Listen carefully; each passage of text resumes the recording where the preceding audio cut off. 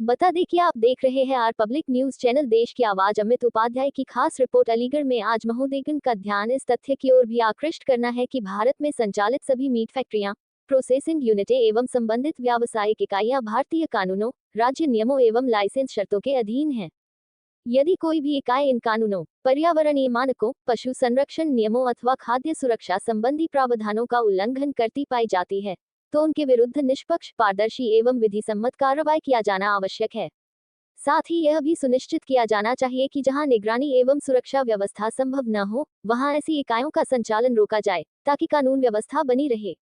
अतः आप महोदयगण से विनम्र निवेदन है कि मीट व्यापार से जुड़े छोटे व्यापारियों एवं श्रमिकों की सुरक्षा सुनिश्चित की जाए, दर्ज मामलों में निष्पक्ष एवं समयबद्ध जांच कराई जाए। भीड़ हिंसा जैसी देश और प्रदेश में जिस तरीके से कुछ आरएसएस, बीजेपी और हिंदूवादी संगठन के लोग हमारे देश का, हमारे प्रदेश का, हमारे ज़िले का जो मुस्लिम भाईचारा है, आपसी जो सौहार्द बिगाड़ने की कोशिश कर रहे हैं, उसी को लेकर के आज अल्पसंख्यक बहुजन कल्याण संघ की तरफ से, जो एक हमारी नॉन पॉलिटिकल संस्था है, उसके माध्यम से हमने आज राष्ट्रपति और राज्यपाल महोदय, उत्तर प्रदेश के मुख्यमंत्री महोदय और जिलाधिकारी महोदय, मंडलायुक्त महोदय को ज्ञापन देकर के हमने ये मांग की है कि हम सभी लोग अमन पसंद लोग, हम ये नहीं चाहते कि हमारे ज़िले का, हमारे शहर का, हमारे प्रदेश का, हमारे देश का भाईचारा अमन चैन मतलब बिगड़े।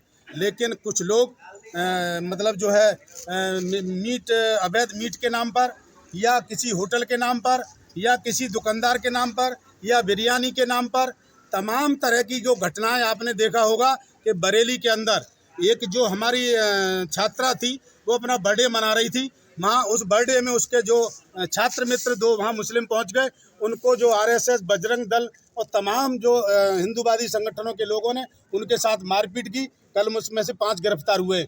उसके अलावा उत्तराखंड में एक हमारे त्रिपुरा का छात्र जो पढ़ाई कर रहा था, उसको इतना पीटा गया कि 15 दिन के बाद इलाज दौरान उसकी हत्या हो गई। अलीगढ़ में आपने देखा होगा उसकी मृत्यु हो गई तो हत्या ही हुई ना। मेरी बात सुनो, उस पर हमला हुआ, 15 दिन के बाद उसकी हत्या हो गई। उसके अलावा आपने देखा होगा कि मई के महीने में या शक की बुनियाद पर 4 अतरौली के मीट व्यापारियों के साथ किस तरीके से मारपीट की गई थी, उसकी पुनरावृत्ति अभी इसी महीने में जो अतरौली का मीट व्यापारी था रईस कुरैशी, शरीफ कुरैशी, उसके साथ भी घटना की पुनरावृत्ति हुई। आपने देखा होगा कि मथुरा रोड पर एक चिकन बिरयानी बेचने वाले को एक हिंदूवादी संगठन का व्यक्ति जाता है, कहता है दुकान नहीं खुलेगी। कोई होटलों की चेकिंग कर रहा है, कोई किसी की चेकिंग कर रहा है। मैं ये कह रहा हूँ कि अगर कोई वैध अवैध है तो उसको आप लिख करके दीजिए, उसका काम जिला प्रशासन का काम है, उसकी जांच जिला प्रशासन करेगा।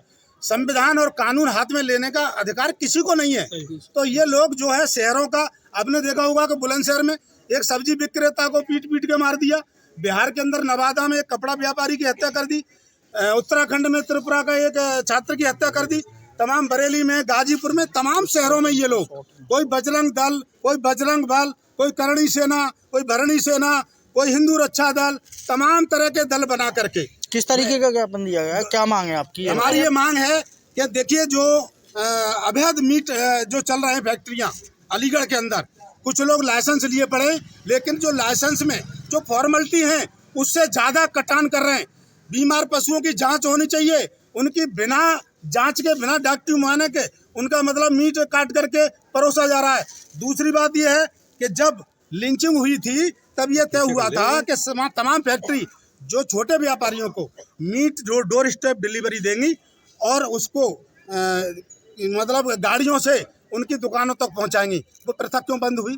तो उसे चालू कराया जाए, और जो अवैध मीट फैक्ट्री उनकी भी जांच कराई जाए, और जो लाइसेंस जिन पर क्षमता तो से। क्या आश्वासन मिला है आपको? देखिए, हमने ज्ञापन दिया, उन्होंने आश्वासन दिया कि हम जांच कराएंगे, कार्रवाई करेंगे। की बात आप करते हैं, बांग्लादेश के अंदर तमाम हिंदुओं को मारा जा रहा है, एमआईएम के द्वारा कोई सवाल, कोई देखिए, हमारे एमआईएम छोड़िए, हमारे बैरिस्टर असदुद्दीन ओवैसी साहब ने इसकी निंदा की है, चाहे वो बांग्लादेश हो चाहे पाकिस्तान हो, हम उसकी निंदा करते हैं। लेकिन जो हिंदूवादी और भारतीय जनता पार्टी आरएसएस के लोग जो आवाज उठाते हैं, तो वो बात करें कि शेख हसीना को वहाँ के शरण किसने दी है, और वहाँ जब 50वां विजय दिवस मनाया गया तो वहाँ पर बिरयानी खाने कौन गया था?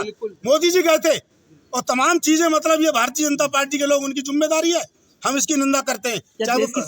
देश के प्रधानमंत्री शह पे हो रही है बांग्लादेश में घटना हुई देखिए, अरे मेरी बात सुनिए, प्रधानमंत्री जब उनकी दखलंदाजी है, पूरी उनकी दोस्ती है, उनकी मित्रता है,